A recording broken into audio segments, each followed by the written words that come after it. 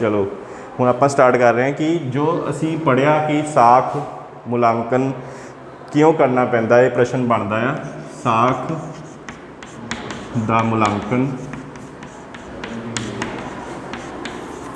ਕਿਉਂ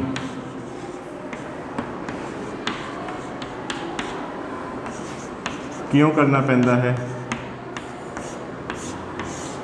ਸਾਖ ਦਾ ਮੁਲਾਂਕਣ ਕਿਉਂ ਕਰਨਾ ਪੈਂਦਾ ਹੈ, ਇਹਦੇ ਪਿੱਛੇ ਕਾਰਨ ਹੈਗੇ ਆ कि फर्म जी है, बिजनेस जोड़ा है वो कई तब्दीलियां होंदियां रहिंदियां ने। कभी कोई बिजनेसमैन आ जाता है, कोई बिजनेसमैन छड़ के चल जाता है, कई बार बिजनेस बेच दिता जाता है, कभी खरीद लिया जाता है। 100 तरह दी चीज़ां होंदियां ने। तो उस टाइम पर सानू ये देखना होंदा है कि साडी साख की वैल्यू कितनी हैगी है। बिजनेस दे विच साख जो है, बिजनेस का नाम जो है, ਉਹਦੀ कीमत कितनी हैगी है। क्योंकि बहुत सारिया चीज़ां ਜਿਹੜੀਆਂ ਨੇ ਉਹ सिर्फ बिजनेस के नाम करके ही ਹੁੰਦੀਆਂ ਨੇ। ਜਿੱਦਾਂ जो लाभ ਹੁੰਦੇ ਨੇ कई बार वो बिजनेस के अच्छे काम, अच्छी कारगुजारी या नाम करके ਹੁੰਦੇ ਨੇ। तो सानू ये पता करना ਹੁੰਦਾ कि साख का मुੱਲ असल ਦੇ ਵਿੱਚ ਕਿਉਂ ਹੈਗਾ ਆ। क्योंकि साख का मुੱਲ बिजनेस जब खरीदिया या बेचा जाता है, ਉਹਦੇ ਨਾਲ ही ਇਹਨੂੰ साख ਨੂੰ भी खरीदना या बेचना पैंदा। अलग तो नहीं विकती। जिदा हुण मेरे को बिजनेस दे विच फर्नीचर है, इनू मैं अलग तो भी बेच सकता है। मेरे को कार है, मैं अपनी अलग तो भी बेच सकता है। ज़मीन या बिल्डिंग या कोई भी एसेट है जिन्होंने मैं बेच सकता अलग तो। लेकिन जो गुडविल है ना, ये बिजनेस के नाल जुड़ी, तुसीं पॉइंट पढ़िया सी फीचर दे विच कि ये बिजनेस के नाल जुड़ी हुई है। इनू अलग तो नहीं बेचा जा सकता। इहदा मुੱਲ उस टाइम कढ़िया जाता है जदों बिजनेस बेचिया या खरीदिया जाता है। तो इस करके साख के मुलांकन की लोड़ क्यों करनी पैंदी। मैं तुहानूं दस्सिया कि बिजनेस कई बार बेचिया खरीदिया जाता है, कोई नवा साझेदार आ जाता है, कोई छड्ड के चल जाता है। ये वो परिस्थितियां ने जिन्हां दे विच साख का मुलांकन करना पैंदा है, मुੱਲ कढ़ना पैंदा है, ताकि असीं सही बिजनेस की कीमत पता कर सकीए। ठीक है, ये पॉइंट तुहाडा इत्थों कवर हो जाता है। अगला पॉइंट दसो किहड़ा है करने वाला। साख का मुलांकन भी हो गया। इस तो बाद नैक्सट पॉइंट की है, किहड़े करन वाले तत्त किहड़े ने साख नूं प्रभावित करने वाले। बहुत इंपॉर्टेंट क्वेश्चन है, 2 मार्क्स या 4 मार्क्स के हिसाब नाल। साख या गुडविल नूं प्रभावित करने वाले तत्त किहड़े ने।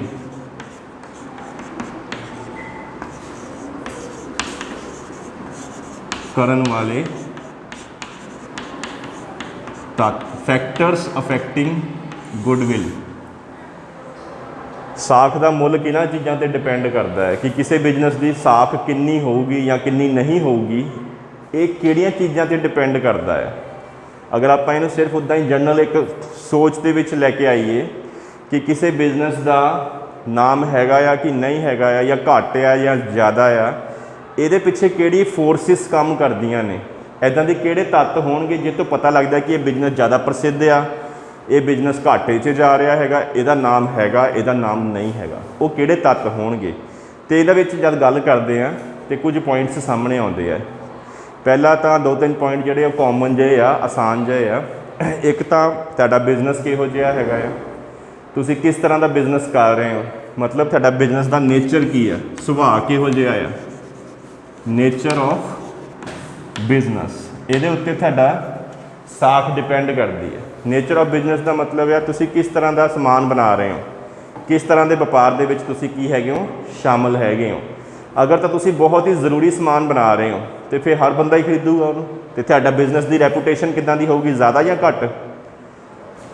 अगर तुसीं लोगों की ज़रूरत का समान बनाओगे, उस तरह का बिजनेस तुसीं करते हो, तो फिर तुहाडी रैपूटेशन या गुडविल की होगी, ज़्यादा होगी।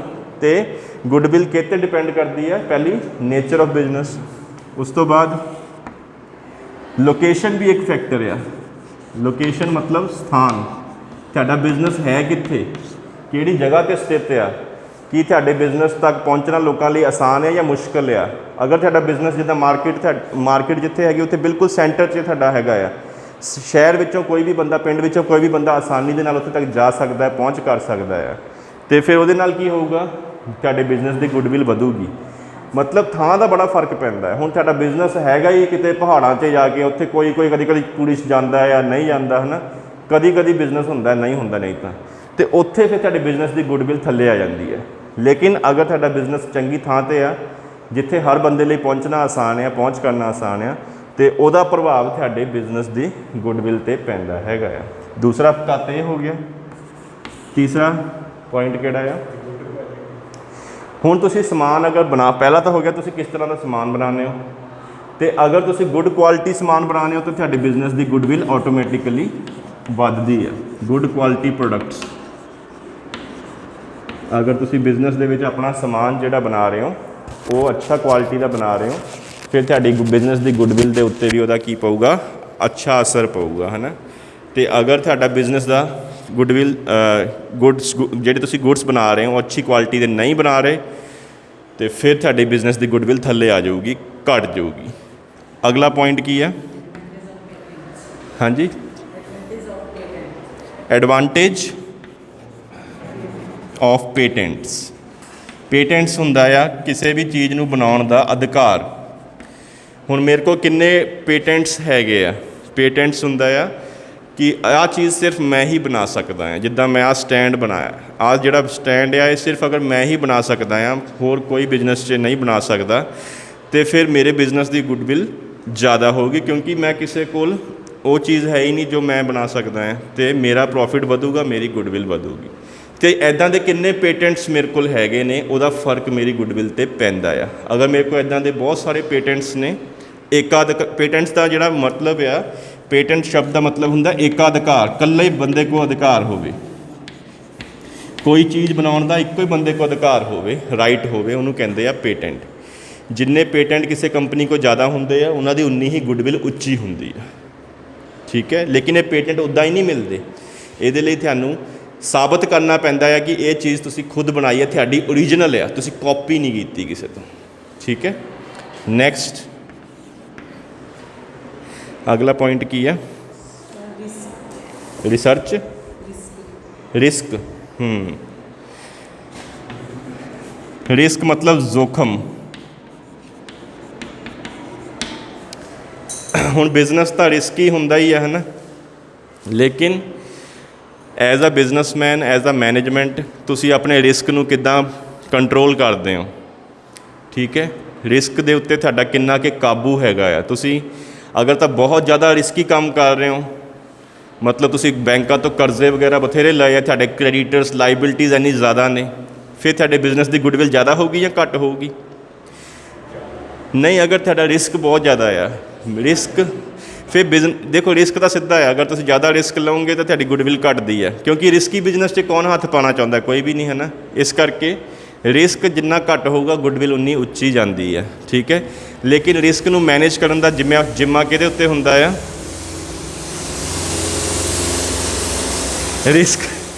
ਰਿਸਕ ਨੂੰ ਮੈਨੇਜ ਕਰਨ ਦਾ ਜ਼ਿੰਮਾ ਹੁੰਦਾ ਹੈ ਮੈਨੇਜਮੈਂਟ ਦੇ ਉੱਤੇ, ਠੀਕ ਹੈ। ਅਗਰ ਤਾਂ ਤੁਹਾਡੇ ਕੋਲ ਅੱਛੀ ਮੈਨੇਜਮੈਂਟ ਹੈਗੀ ਆ, ਪ੍ਰਬੰਧ ਅੱਛਾ ਆ, ਤੁਹਾਡੇ ਜਿਹੜੇ ਬੰਦੇ ਕੰਮ ਕਰ ਰਹੇ ਨੇ ਉਹ ਅੱਛੇ ਤਰੀਕੇ ਨਾਲ ਕੰਮ ਕਰ ਰਹੇ ਨੇ, ਅਤੇ ਉਹਦਾ ਅਸਰ ਤੁਹਾਡੀ ਗੁੱਡਵਿਲ 'ਤੇ ਪਊਗਾ ਹੀ ਪਊਗਾ। ਅਗਲਾ ਪੁਆਇੰਟ ਵੀ ਮੈਂ ਉਹਦੇ ਨਾਲ ਹੀ ਲਿਖ ਦਿੰਦਾ ਹੈ, ਸਕਿਲਡ ਮੈਨੇਜਮੈਂਟ। ਜਿਹੜੀ ਬਿਜ਼ਨਸ ਕੋਲ ਅੱਛੀ ਮੈਨੇਜਮੈਂਟ ਹੈਗੀ, ਸਕਿਲਡ ਮੈਨੇਜਮੈਂਟ ਆ, ਗੁਣੀ ਲੋਕ ਕੰਮ ਕਰ ਰਹੇ ਨੇ, ਉਹਨਾਂ ਨੂੰ ਬਿਜ਼ਨਸ ਦੀ ਗੁੱਡਵਿਲ ਉਹਨਾਂ ਦੀ ਉੱਚੀ ਹੁੰਦੀ ਆ। ਅਗਰ ਅਨਸਕਿਲਡ ਮੈਨੇਜਮੈਂਟ ਆ, ਕਾਮਯਾਬ ਨਹੀਂ ਹੋਊਗਾ ਉਹ ਬਿਜ਼ਨਸ, ਉਹਦੀ ਰੈਪੂਟੇਸ਼ਨ ਥੱਲੇ ਆ ਜਾਊਗੀ। ਮਤਲਬ ਜੋ ਸਾਡੀ ਟੀਮ ਹੈਗੀ ਆ, ਜੋ ਉੱਤੇ ਸਾਰੀਆਂ ਪਾਲਿਸੀਆਂ ਵਗੈਰਾ ਬਣਾਉਂਦੀ ਆ, ਅਗਰ ਉਹ ਕਾਬਲ ਹੈਗੀ ਆ, ਗੁਣੀ ਹੈਗੀ ਆ, ਸੂਝਵਾਨ ਲੋਕ ਬੈਠੇ ਨੇ ਮੈਨੇਜਮੈਂਟ ਵਿੱਚ, ਫਿਰ ਸਾਡੇ ਬਿਜ਼ਨਸ ਦੀ ਗੁੱਡਵਿਲ ਉੱਚੀ ਚੱਲ ਜਾਊਗੀ। ਲੇਕਿਨ ਅਗਰ ਉੱਥੇ ਹੀ ਮਾੜੀ ਟੀਮ ਬੈਠੀ ਆ, ਅਤੇ ਉਹਦੇ ਨਾਲ ਕੀ ਹੋਊਗਾ? ਸਾਡਾ ਬਿਜ਼ਨਸ ਨੀਚੇ ਵੱਲ ਨੂੰ ਆਊਗਾ, ਗੁੱਡਵਿਲ ਥੱਲੇ ਡਿੱਗੂਗੀ, ਠੀਕ ਹੈ। ਅਤੇ ਇਹ ਗੁੱਡਵਿਲ ਨੂੰ ਪ੍ਰਭਾਵਿਤ ਕਰਨ ਵਾਲਾ ਇਹ 6ਵਾਂ ਪੁਆਇੰਟ। ਨੈਕਸਟ ਕੀ ਆ? 10 ਕੇ ਪੁਆਇੰਟ ਆਪਾਂ ਦੇਖਦੇ ਹਾਂ ਇਹ 'ਚ ਕਿਹੜੇ ਕਿਹੜੇ ਹੈਗੇ। Next, advertisement. ਤੁਹਾਨੂੰ ਪਤਾ ਹੀ ਹੈ, ਪਹੁੰਚ ਕਰਨੀ ਪੈਂਦੀ ਹੈ ਲੋਕਾਂ ਤੱਕ। ਐਡਵਰਟਾਈਜ਼ਮੈਂਟ, ਮਸ਼ਹੂਰੀ ਜਿਹਨੂੰ ਕਹਿੰਦੇ ਆ, ਵਿਗਿਆਪਨ। ਹੁਣ ਅਗਰ ਤੁਸੀਂ ਆਪਣੇ ਲੋਕਾਂ ਤੱਕ ਪਹੁੰਚ ਬਣਾ ਰਹੇ ਹੋ, ਵੱਧ ਤੋਂ ਵੱਧ ਲੋਕਾਂ ਤੱਕ ਤੁਹਾਡੀ ਜੋ ਵੀ ਤੁਸੀਂ ਬਿਜ਼ਨਸ ਕਰਦੇ ਹੋ ਉਹਦੀ ਸੂਚਨਾ ਮਿਲਦੀ ਪਈ ਹੈ, ਅਤੇ ਤੁਹਾਡੀ ਗੁੱਡਵਿਲ ਕੀ ਹੋਊਗੀ? ਅਪ ਜਾਂ ਡਾਊਨ? ਅਗਰ ਬਹੁਤ ਸਾਰੇ ਲੋਕਾਂ ਤੱਕ ਤੁਹਾਡੀ ਬਿਜ਼ਨਸ ਦੀ ਸੂਚਨਾ ਪਹੁੰਚ ਰਹੀ, ਤੁਸੀਂ ਐਡਵਰਟਾਈਜ਼ਮੈਂਟ ਕਰ ਰਹੇ ਹੋ। ਐਡਵਰਟਾਈਜ਼ਮੈਂਟ ਤਾਂ ਹੁਣ ਲੱਖਾਂ ਕਰੋੜਾਂ ਲੋਕਾਂ ਨੇ ਦੇਖਣੀ, ਚਾਹੇ ਟੀ ਵੀ 'ਤੇ, ਨਿਊਜ਼ਪੇਪਰ 'ਤੇ, ਅਸੀਂ ਹਰ ਆਉਂਦੇ ਜਾਂਦੇ ਨੇ ਬੋਰਡ ਲੱਗੇ ਹੋਣੇ ਆ, ਉਹਦੇ ਨਾਲ ਕੀ ਹੋਊਗਾ, ਤੁਹਾਡੀ ਗੁੱਡਵਿਲ ਅੱਛੀ ਹੋਊਗੀ ਜਾਂ ਬੁਰੀ? ਵਧੀਆ ਹੋਊਗੀ, ਕਿਉਂਕਿ ਬਹੁਤੇ ਲੋਕ ਤੁਹਾਡੇ ਬਿਜ਼ਨਸ ਦੇ ਬਾਰੇ ਜਾਣ ਜਾਊਗੇ ਅਤੇ ਉਹਨਾਂ ਦਾ ਇੱਕ ਨਾ ਇੱਕ ਵਾਰ ਉਹ ਜ਼ਰੂਰ ਤੁਹਾਡੇ ਨਾਲ ਡੀਲ ਕਰਨਾ ਚਾਹੂਗੇ। ਇਸ ਕਰਕੇ ਐਡਵਰਟਾਈਜ਼ਮੈਂਟ ਦਾ ਸਿੱਧਾ ਸਿੱਧਾ ਪ੍ਰਭਾਵ ਕਿਤੇ ਪੈਂਦਾ ਹੈ ਬਿਜ਼ਨਸ ਦੀ ਗੁੱਡਵਿਲ 'ਤੇ। ਇਹ ਅਸੀਂ ਉਹ ਪੁਆਇੰਟ ਲਿਖ ਰਹੇ ਹਾਂ ਜਿਨ੍ਹਾਂ ਦਾ ਪ੍ਰਭਾਵ ਗੁੱਡਵਿਲ 'ਤੇ ਪੈਂਦਾ ਆ, ਚਾਹੇ ਚੰਗਾ ਚਾਹੇ ਮਾੜਾ। ਠੀਕ ਹੈ, ਅਗਲਾ ਪੁਆਇੰਟ ਹੋਰ ਦੱਸੋ। ਉਹ ਹੋ ਗਿਆ ਆਪਣਾ ਐਫੀਸ਼ੀਐਂਟ ਮੈਨੇਜਮੈਂਟ, ਸਕਿਲਡ ਮੈਨੇਜਮੈਂਟ 'ਚ ਆ ਗਿਆ ਹੈ ਨਾ। ਹੋਰ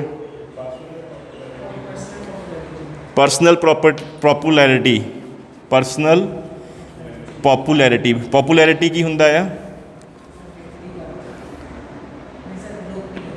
ਲੋਕਪ੍ਰਿਯਤਾ ਹੈ ਨਾ।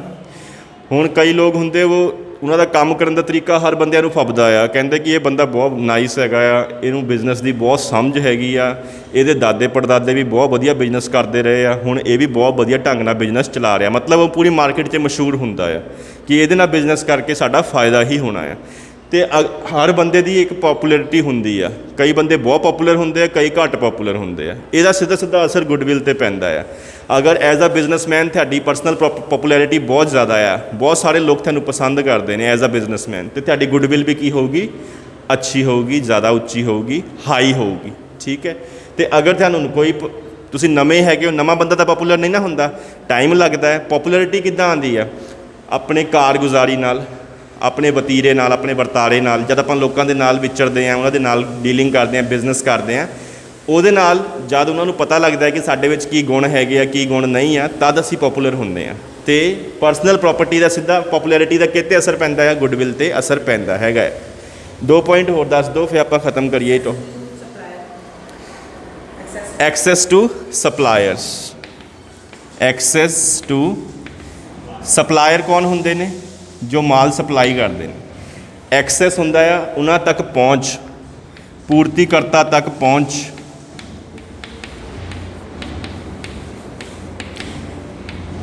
ਕਿਹੜੇ ਬਿਜ਼ਨਸ ਦੀ ਗੁੱਡਵਿਲ ਜ਼ਿਆਦਾ ਹੋਊਗੀ? ਜਿਹੜਾ ਆਪਣੇ ਪੂਰਤੀਕਰਤਾ ਤੱਕ ਜਲਦੀ ਪਹੁੰਚ ਸਕਦਾ ਹੋਊਗਾ, ਜਾਂ ਜਿਹੜਾ ਪੂਰਤੀਕਰਤਾ ਤੱਕ ਪਹੁੰਚ ਬਣਾਉਣ 'ਚ ਲੇਟ ਹੋ ਜਾਂਦਾ ਹੋਊਗਾ। ਜਿੱਦਾਂ ਇਹਦਾ ਐਗਜ਼ਾਮਪਲ ਸਮਝਦੇ ਹਾਂ ਪਹਿਲੋਂ, ਜਿੱਦਾਂ ਮੈਂ ਇੱਕ ਬਿਜ਼ਨਸਮੈਨ ਆ, ਤੁਸੀਂ ਮੇਰੇ ਨਾਲ ਡੀਲਿੰਗ ਕਰਦੇ ਹੋ, ਮੈਂ ਕੋਈ ਸਮਾਨ ਸਪੋਜ਼ ਟੇਬਲ ਹੀ ਬਣਾ ਕੇ ਦਿੰਦਾ ਆ, ਠੀਕ ਹੈ, ਲੇਕਿਨ ਇਹ ਟੇਬਲ ਕਿਸੇ ਹੋਰ ਤੋਂ ਮੈਂ ਖਰੀਦ ਕੇ ਤੁਹਾਨੂੰ ਤਾਂ ਵੇਚਦਾ ਆ, ਕੋਈ ਐਕਸ ਬੰਦਾ ਆ। ਹੁਣ ਤੁਸੀਂ ਮੈਨੂੰ ਅੱਜ 100 ਟੇਬਲਾਂ ਦਾ ਔਡਰ ਦੇ ਦਿੱਤਾ, ਅਤੇ ਮੈਂ ਆਪਣੇ ਬੰਦੇ ਨੂੰ ਫੋਨ ਕਰਨਾ ਕਿ ਵੀ ਤੇਰੇ ਕੋਲ 100 ਟੇਬਲ ਗੋਦਾਮ 'ਚ ਪਏ ਆ ਕਿ ਨਹੀਂ ਪਏ ਆ, ਹੈ ਨਾ। ਅਤੇ ਅਗਰ ਉਹ ਕਹਿ ਦੇਵੇ ਕਿ ਨਹੀਂ ਆ ਯਾਰ ਮੇਰੇ ਕੋਲ, ਅਤੇ ਤੁਸੀਂ ਫਿਰ ਮੇਰੇ ਨਾਲ ਡੀਲਿੰਗ ਬੰਦ ਕਰਕੇ ਕਿਸੇ ਹੋਰ ਸ਼ੌਪ 'ਤੇ ਜਾਂ ਫਰਨੀਚਰ ਸ਼ੌਪ 'ਤੇ ਜਾਓਗੇ। ਲੇਕਿਨ ਅਗਰ ਮੇਰੀ ਪਹੁੰਚ ਹੈਗੀ ਹੈ ਕਿਸੇ ਹੋਰ ਪੂਰਤੀਕਰਤਾ ਤੱਕ, ਜਾਂ ਮੇਰਾ ਮਾਰਕੀਟ 'ਚ ਹੈਗਾ ਆ ਇੰਨਾ ਸਰਕਲ ਕਿ ਮੈਂ ਤੁਹਾਨੂੰ ਉਸੇ ਟਾਈਮ 100 ਟੇਬਲ ਕਿਤੋਂ ਵੀ ਅਰੇਂਜ ਕਰਵਾ ਦੇਵਾਂ, ਅਤੇ ਫਿਰ ਮੇਰੀ ਗੁੱਡਵਿਲ ਤੁਹਾਡੀ ਨਜ਼ਰਾਂ 'ਚ ਮੇਰੀ ਗੁੱਡਵਿਲ ਕੀ ਹੋਗੀ? ਵਧੂਗੀ ਜਾਂ ਘਟੂਗੀ? ਵਧੂਗੀ ਨਾ। ਅਤੇ ਮੇਰੀ ਪਹੁੰਚ ਮੇਰੇ ਪੂਰਤੀਕਰਤਾ ਤੱਕ ਕਿੰਨੀ ਹੈਗੀ ਆ, ਕਿਹੋ ਜਿਹੀ ਹੈਗੀ ਆ, ਕਿ ਮੈਂ ਔਡਰ ਆਪਣੇ ਟਾਈਮ 'ਤੇ ਪੂਰੇ ਕਰਵਾ ਪਾ ਰਿਹਾ ਕਿ ਨਹੀਂ ਕਰਵਾ ਪਾ ਰਿਹਾ, ਇਸ ਚੀਜ਼ ਦਾ ਵੀ ਅਸਰ ਗੁੱਡਵਿਲ 'ਤੇ ਪੈਂਦਾ ਹੈਗਾ ਆ। ਅਗਰ ਮੈਂ ਆਪਣੇ ਪੂਰਤੀਕਰਤਾ ਤੱਕ, ਸਪਲਾਇਰ ਤੱਕ ਜਲਦੀ ਪਹੁੰਚ ਬਣਾ ਲੈਂਦਾ ਹੈਗਾ ਆ, ਅਤੇ ਮੇਰੇ ਗਾਹਕ ਵੀ ਖੁਸ਼ ਹੋ ਜਾਂਦੇ ਆ, ਅਤੇ ਮੇਰੇ ਬਿਜ਼ਨਸ ਦੀ ਗੁੱਡਵਿਲ ਵੀ ਉੱਚੀ ਜਾਂਦੀ ਹੈ, ਕਿਉਂਕਿ ਮੈਨੂੰ ਮੁਨਾਫਾ ਵੀ ਹੁੰਦਾ ਆ। ਲਾਸਟ ਇੱਕ ਪੁਆਇੰਟ ਦੇਖਦੇ ਹਾਂ, ਫੇਵਰੇਬਲ ਕੌਂਟਰੈਕਟਸ, ਫੇਵਰੇਬਲ ਕੌਂਟਰੈਕਟਸ। ਕੌਂਟਰੈਕਟ ਹੁੰਦਾ ਸਮਝੌਤਾ, ਫੇਵਰੇਬਲ ਮਤਲਬ ਜੋ ਮੇਰੇ ਹੱਕ 'ਚ ਨੇ। ਹੁਣ ਕੰਟਰੈਕਟ ਜਿਹੜੇ ਹੁੰਦੇ ਆ ਫਿਊਚਰ ਦੇ ਵਿੱਚ, ਮੇਰੇ ਪ੍ਰੋਜੈਕਟ ਕਿੰਨੇ ਆ ਮੇਰੇ ਕੋਲ, ਠੀਕ ਹੈ, ਮੈਨੂੰ ਕਿਹੜੇ ਕਿਹੜੇ ਔਡਰ ਆਏ ਹੋਏ ਨੇ, ਉਹਦੇ 'ਤੇ ਮੇਰੀ ਗੁੱਡਵਿਲ ਡਿਪੈਂਡ ਕਰਦੀ ਹੈ। ਜਿਹੜੇ ਬਿਜ਼ਨਸਮੈਨ ਕੋਲ ਜ਼ਿਆਦਾ ਔਡਰ ਹੁੰਦੇ ਨੇ, ਜ਼ਿਆਦਾ ਕੰਟਰੈਕਟ ਉਹਨੇ ਲੋਕਾਂ ਨਾਲ ਕੀਤੇ ਹੋਏ ਆ, ਸਮਝੌਤੇ ਜ਼ਿਆਦਾ ਉਹਦੇ ਕੋਲ ਕੀਤੇ, ਇਹਦਾ ਮਤਲਬ ਉਹਦੇ ਕੋਲ ਕਾਫੀ ਕੰਮ ਹੈਗਾ ਆ। ਕੰਮ ਤਾਂ ਹੀ ਹੁੰਦਾ ਨਾ ਜਦ ਗੁੱਡਵਿਲ ਹੋਊਗੀ। ਜਿਹੜੇ ਬੰਦੇ ਦੀ ਮਾਰਕੀਟ 'ਤੇ ਗੁੱਡਵਿਲ, ਉਹਨੂੰ ਕੋਈ ਪੁੱਛਦਾ ਹੀ ਨਹੀਂ ਹੈਗਾ, ਉਹਨੂੰ ਕੋਈ ਕੰਮ ਦਿੰਦਾ ਹੀ ਨਹੀਂ, ਉਹਨੂੰ ਔਡਰ ਵੀ ਨਹੀਂ ਦਿੰਦਾ, ਠੀਕ ਹੈ। ਅਤੇ ਸਿੱਧਾ ਸਿੱਧਾ ਪ੍ਰਭਾਵ ਇਹ ਪੈਂਦਾ ਆ ਕਿ ਮੇਰੇ ਹੱਥ 'ਚ ਕਿੰਨਾ ਕੰਮ ਆ, ਇੱਥੋਂ ਪਤਾ ਲੱਗਦਾ ਕਿ ਮੇਰੀ ਗੁੱਡਵਿਲ ਹੈਗੀ ਹੈ ਕਿ ਨਹੀਂ ਹੈਗੀ ਹੈ। ਤੁਸੀਂ ਆਪ ਦੇਖ ਲਓ, ਆਮ ਤੌਰ 'ਤੇ ਜਿਹੜੀ ਦੁਕਾਨ 'ਤੇ ਰਸ਼ ਹੁੰਦਾ ਆ ਉਹਦੀ ਗੁੱਡਵਿਲ ਜ਼ਿਆਦਾ ਹੁੰਦੀ ਹੈ, ਜਿੱਥੇ ਕੋਈ ਗਾਹਕ ਹੀ ਨਹੀਂ ਆਉਂਦਾ ਉਹਦੀ ਕਾਹਦੀ ਗੁੱਡਵਿਲ, ਹੈ ਨਾ। ਅਤੇ ਇਹ ਸਿੱਧਾ ਅਸਰ ਇਹ ਹੀ ਆ ਕਿ ਜਿਹਦੇ ਕੋਲ ਜ਼ਿਆਦਾ ਕੰਮ ਹੋਊਗਾ ਉਹਦੀ ਜ਼ਿਆਦਾ ਗੁੱਡਵਿਲ ਹੋਊਗੀ। ਅਤੇ ਇਹ ਪੁਆਇੰਟ ਲਾਸਟ ਤੁਹਾਡਾ 10 ਪੁਆਇੰਟ ਵੀ ਤੁਸੀਂ ਯਾਦ ਕਰ ਲਓ, ਇਹ ਵਾਲੇ ਵੀ, ਜਾਂ ਬੁੱਕ ਦੇ ਵਿੱਚ ਹੋਰ ਕੋਈ ਵੀ ਤੁਹਾਡਾ ਇਹ ਕੁਐਸਚਨ ਤਿਆਰ ਹੋ ਸਕਦਾ ਹੈ। ਅੱਜ ਆਪਾਂ ਹੁਣ ਤੱਕ ਕਿੰਨੇ ਕੁਐਸਚਨ ਕਰ ਲਿਆ? ਇੱਕ ਤਾਂ ਮੀਨਿੰਗ ਕਰ ਲਿਆ ਗੁੱਡਵਿਲ ਦਾ, ਪਹਿਲਾ ਕੁਐਸਚਨ ਤੁਹਾਡਾ ਉਹ ਬਣ ਗਿਆ। ਸੈਕਿੰਡ ਵਿਸ਼ੇਸ਼ਤਾਵਾਂ, ਫਿਰ ਮੁਲਾਂਕਣ ਦੀ ਲੋੜ ਕਿਉਂ ਪੈਂਦੀ ਹੈ, ਗੁੱਡਵਿਲ ਦੇ ਮੁਲਾਂਕਣ ਦੀ ਮੁਲਾਂਕਣ ਦੀ ਕੀ ਲੋੜ ਆ। ਤੇ ਆਹ ਵਾਲਾ ਹੁਣ ਚੌਥਾ ਪੁਆਇੰਟ ਆ ਜਿਹੜੇ ਤੱਤ ਨੇ ਗੁੱਡਵਿਲ ਨੂੰ ਪ੍ਰਭਾਵਿਤ ਕਰਨ ਵਾਲੇ ਫੈਕਟਰਸ। ਇੱਕ ਕੁਐਸਚਨ ਹੋਰ ਕਰਾਂਗੇ ਪੰਜਵਾਂ। ਇਹਨਾਂ ਚਾਰਾਂ ਦੇ ਵਿੱਚ ਅਗਰ ਕੋਈ ਮੁਸ਼ਕਲ ਆ ਤਾਂ ਦੱਸ ਸਕਦੇ ਹੋ। ਇਹਨੂੰ ਆਪਾਂ